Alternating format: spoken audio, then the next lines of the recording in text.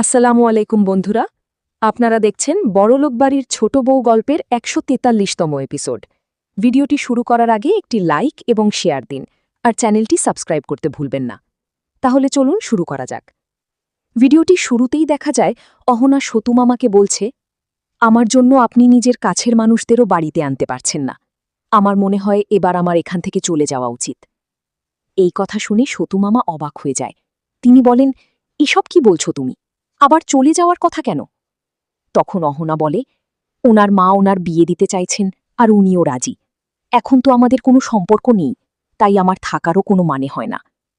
সতুমামা তখন অহনাকে বোঝাতে গিয়ে বলে, তাহলে তুমিও বিয়ে করে নাও, আমার চেনা জানা ভালো ছেলে আছে। অহনা সঙ্গে সঙ্গে না করে দেয়। সে বলে, না মামা, আমার এখন বিয়ে করার কোনো ইচ্ছে নেই। আমার ফোকাস এখন শুধু চাকরি আর নিজের পায়ে দাঁড়ানো। সতুমামা মজা করে বলে, ও যদি তোমাকে দেখিয়ে বিয়ে করে, তাহলে তোমারও বিয়ে করা উচিত। অহনা তখন হালকা রেগে গিয়ে বলে, বিয়ে কোনো খেলনা না মামা, ইচ্ছা হলো আর বিয়ে করে নিলাম।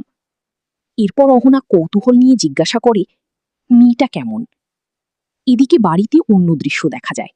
মিলি পল্টুকে বলে, তাহলে আমাকে পড়াশোনা করতে দিল না কেন? সতু মামা তখন বুঝিয়ে বলে, এসব এখন তোমাকে দেখানোর জন্যই বলা হচ্ছে। এদিকে বাড়িতে দুর্গাদেবী সবাইকে জানায় যে তিনি মেয়ে পছন্দ করে ফেলেছেন। তিনি বলেন, মেয়েটা খুব সুন্দর, ভদ্র আর সংস্কারী। আমি আর দেরি করতে চাই না, সামনের সপ্তাহেই বিয়ে দিয়ে দেব। অর্জুন অবাক হয়ে মাকে জিজ্ঞাসা করে, তুমি এত তাড়াতাড়ি বিয়ের কথা পাকাও করে ফেললে? দুর্গাদেবী বলে, হ্যাঁ, আমার ছেলে মন খারাপ করে থাকবে আর আমি চুপ করে বসে থাকব নাকি? তিনি আরও বলেন, বিয়ে হবে সতু দাদার বাড়ি থেকে, কারণ মেয়েটা ওনাদের গ্রামের চেনা। এই কথা শুনে বাড়ির সবাই চমকে যায়। বড় বউ বলে, কিন্তু সেখানে তো অহনা থাকে। দুর্গাদেবী ঠান্ডা গলায় বলে, ও থাকলে কি হয়েছে, এখন তো ওদের ডিভোর্স হয়ে গেছে। বিয়ের কথা শুনে বাড়ির বউদের মন খারাপ হয়ে যায়। মিতা বলে, বড়মা, আমরা এই বিয়েতে থাকতে পারব না। এদিকে অহনা শুনে অবাক হয়ে যায় যে অর্জুন এত দ্রুত বিয়েতে রাজি হয়ে গেছে। সতু মামা তখন অহনাকে বোঝাতে থাকে, আমি চাই যেদিন ছোটুর বিয়ে হবে সেদিনই তোমারও বিয়ে দিই। যে ছেলের কথা বলছি তার পরিবার খুব ভালো। কিন্তু অহনা কোনোভাবেই রাজি হয় না। সে বলে, কোনো মা ডিভোর্সি মেয়েকে নিজের ছেলের বউ করতে চাইবে না। আর আমার সামনে পরীক্ষা, আমি এখন শুধু পড়াশোনা করতে চাই।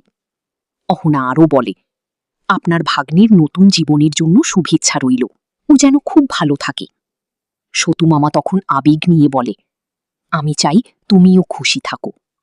এদিকে বাড়িতে মিলি দুর্গাদেবীকে বলে, অহনা বাড়ি ছাড়তেই তুমি ছোটুর বিয়ে ঠিক করে ফেললে। সত্যিই তোমাদের থেকে অনেক কিছু শেখার আছে। দুর্গাদেবী তখন অর্জুনকে বোঝায়, তুই তো নিজেই বলেছিলি আবার বিয়ে করবি, তাই আমি সব ঠিক করে এসেছি। বাড়িটা ফাঁকা ফাঁকা লাগে, নতুন বউ এলে আবার সব আগের মতো হয়ে যাবে। তিনি আবেগ নিয়ে বলেন, আমার ছোট আগে কত হাসি খুশি ছিল, এখন সারা দিন মন খারাপ করে থাকে। নতুন বউ এলে সব ঠিক হয়ে যাবে। অর্জুন চুপচাপ মায়ের কথা শুনতে থাকে। এবং আজকের পর্ব এখানেই শেষ হয়। আজকের পর্বটি যদি ভালো লেগে থাকে, একটি লাইক এবং শেয়ার দিন।